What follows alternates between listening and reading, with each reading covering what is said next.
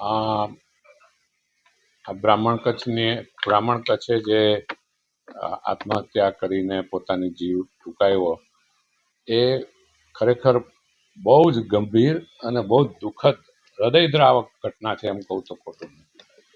એક મામલતદાર કક્ષાના executive magistrate કક્ષાના આદિવાસી અધિકારી એ એટલા બધા માનસિક તણાવમાં આવી જાય કે પોતાનો જીવ આપી દે અને ચાલુ કામગીરીએ મારી પાસે જે માહિતી મને જે મળી છે માહિતી એ પ્રમાણે કે ઓફિસમાંથી સીધા જતા રહી એક ઉમેદવારી પત્રની ચકાસણીની પ્રક્રિયા પૂરી થઈ અને એના પર હુકમ થવાનો હતો. એ હુકમ કર્યા વગર પોતાનું કાર્યાલય છોડીને જતા રહ્યા અને પછી સીધો એનો મૃતદેહ મળ્યો. એક આપણા જ જિલ્લાનો, આપણા વલસાડના એક આદિવાસી અધિકારીએ આ રીતે પોતાનો જીવ ગુમાવવો પડ્યો. એના માટે જે જવાબદાર હોય એની સખતમાં સખત નસિહત થવી જોઈએ એવી મારી સ્પષ્ટ માગણી છે. સત્તાધારી પક્ષ આવા કેટલા અધિકારીઓનો જીવ લેશે, કેટલા અધિકારીઓની કેરિયર બરબાદ કરશે, મને સમજ નથી પડતી કે સત્તાની આટલી બધી ભૂખ કે જેમાં તમે પ્રજાનો મત મેળવી લો ને, પ્રજાનો મત મેળવીને જીતીને રાજ કરો, લોકશાહીની પ્રક્રિયાને તમે સન્માન આપો, પણ અધિકારીઓનો દુરુપયોગ કરીને, અધિકારીઓને દબડાવીને, અધિકારીઓ ઉપર વગનો ઉપયોગ કરીને આ પ્રકારની પરિણામો લાવવાનો પ્રયત્ન કરે એ બહુ દુઃખદ છે અને લોકશાહી પ્રક્રિયા માટે બહુ ચિંતાજનક બાબત છે. શ્રી ડીસી બ્રાહ્મણ કચ્છ આપણા વલસાડના હતા. વર્ષો સુધી નાયબ મામલતદાર તરીકે વલસાડમાં કામ કરી મારા અંગત પરિચયમાં હતા. મને બહુ પારાવાર અને હકીકતે મારી બનાવેલી સોસાયટીમાં જ રહે છે એટલા અમારા પેલા હતા. એટલે બહુ પારાવાર દુઃખદ ઘટના છે, પણ પરિવારને સાંત્વના શું આપવી, એને શું સાંત્વના આપવી? જવાબદારી નિભાવતા જીવ ગુમાવવો પડ્યો. એટલો બધું દબાણ, એટલી બધી માનસિક અસ્વસ્થતા એ ઊભી કોણે કરી એ તપાસનો વિષય છે. અને આ પરિવારને તો જ ન્યાય મળશે કે જો બ્રાહ્મણ કચ્છ પર આ પ્રકારનું અનૈતિક દબાણ ઊભું કરનારની સખતમાં સખત નસિહત કાનૂની રીતે થાય. બહુ સરળ છે. હું એક વકીલ તરીકે કહું છું કે આની તપાસ, આનું ઇન્વેસ્ટિગેશન બહુ સરળ રીતે, બહુ સારી રીતે થઈ શકે. આખા દિવસનો કોલ રેકોર્ડ તપાસી લો. એમને કેટલા ફોન આવ્યા, એમને કોને ફોન આવ્યા, કોને ફોન કર્યા, કોલ સીડીઆર તો હવે પોલીસ તો સીડીઆરનો ભરપૂર ઉપયોગ કરે છે. મેળવી લો, ખબર પડી જશે.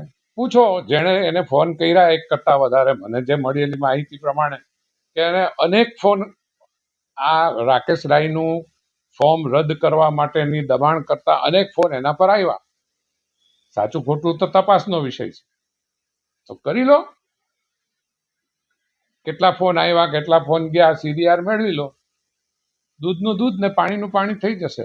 પણ હકીકત એ છે કે એક નિર્દોષ આદિવાસી અધિકારીએ આ ચૂંટણીના કામના દબાણ હેઠળ પોતાનો જીવ ગુમાવવો પડ્યો છે. એ મીનમેખ વગરની વાત છે. એમાં બીજું કોઈ જ કારણ હોઈ શકે નહીં. જો હોય તો એણે આખો દિવસ ચૂંટણી પ્રક્રિયાની કામગીરી ન કરી હોત, પણ આખો દિવસની રાત સુધી, મોડી રાત સુધી ચૂંટણી પ્રક્રિયાની કામગીરી ચાલુ રાખી અને પછી આ પરિણામ આવ્યું. એ જબરજસ્ત શંકા પ્રેરે છે કે એમને કોઈ પણ પ્રકારની દબાણ હેઠળ આ કૃત્ય કરવું પડ્યું છે.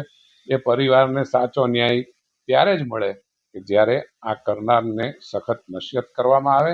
મેં ગુજરાતના મુખ્યમંત્રી, નાયબ મુખ્યમંત્રી, ડીજી અને કલેક્ટર બધાને ટેગ કરીને ટ્વીટ બી કરેલી છે કે આની તપાસ થવી જોઈએ, કોલ રેકોર્ડિંગ સીડીઆર સહિતની તપાસ થવી જોઈએ અને આ પરિવારને ન્યાય મળવો જોઈએ. તદુપરાંત આ દબાણની રાજનીતિ એમાંથી ગુજરાતને અને દેશને મુક્તિ અપાવવી હોય તો 2-4 રાજકારણીઓને સબક શીખવાડવાની જરૂર છે. કોઈને પકડશો, કોઈની સામે પગલાં લેશો, ગમે તે ચમારબંધી હોય, તો એની મેળે બધા જ ઠેકાણે આવી જશે. મારે આપને એક વાત કરવી છે, આ પહેલો બનાવ નથી. હું આજે નામ નથી આપતો, તમે મીડિયાના મિત્રો છો, તમે તમારી મેળે શોધી કાઢજો. આ પહેલો અધિકારી નથી વલસાડનો કે જેણે આવા રાજકીય કારણસર પોતાનો જીવ ગુમાવ્યો હોય. આ પહેલો નથી, પણ છેલ્લો બની રહે એનો પ્રયત્ન જાહેર જીવનમાં પડેલા બધા જ લોકોએ કરવો જોઈએ કે ભવિષ્યમાં આવો કોઈ બનાવ બને નહીં.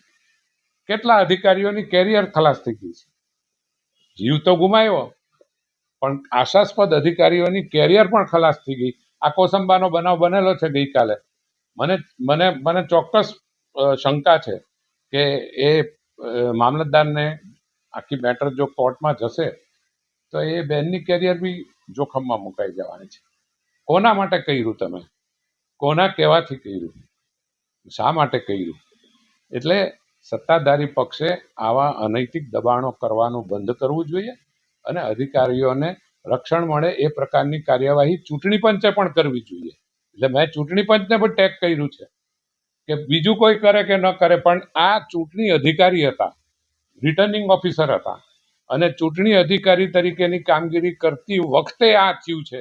એટલે ચૂંટણી પંચની પણ ફરજ બને છે કે આની નિષ્પક્ષ તપાસ કરાવે અને જરૂરી કાર્યવાહી કરે, તો જ આ પરિવારને સાચો ન્યાય મળશે.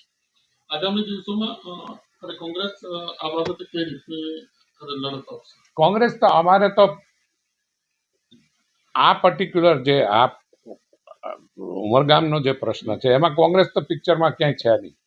કોંગ્રેસના ઉમેદવારના ફોર્મ બાબતે કોઈ છે નહીં, પણ છતાં બી અમે એવું વિચાર્યું છે કે અમે કદાચ આવતીકાલે જો બધા અમારા આગેવાનો થોડા 5-1 જણા વરિષ્ઠ આગેવાનો જો ફ્રી હશે તો અમે કલેક્ટરશ્રીની મુલાકાત લઈને એમની પાસે એમને આ બધી જ વાત કરવાના છીએ કે આપણા જિલ્લામાં આવી ઘટનાઓ બને એ વલસાડ જેવા શાંત અને સરસ જ્યાં બધી પ્રકારની એકતા છે એવા જિલ્લાની અંદર આવા દુઃખદ બનાવો બને એ નિવારવા જોઈએ, એ અટકાવવા જોઈએ.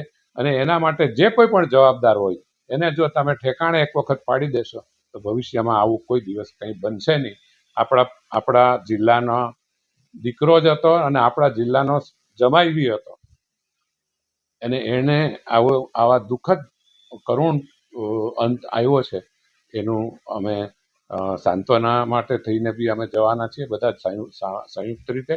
અને ગુજરાત લેવલે, સ્ટેટ લેવલે પણ ચૂંટણી પંચ સમક્ષ આની આવતીકાલે રજૂઆત થશે.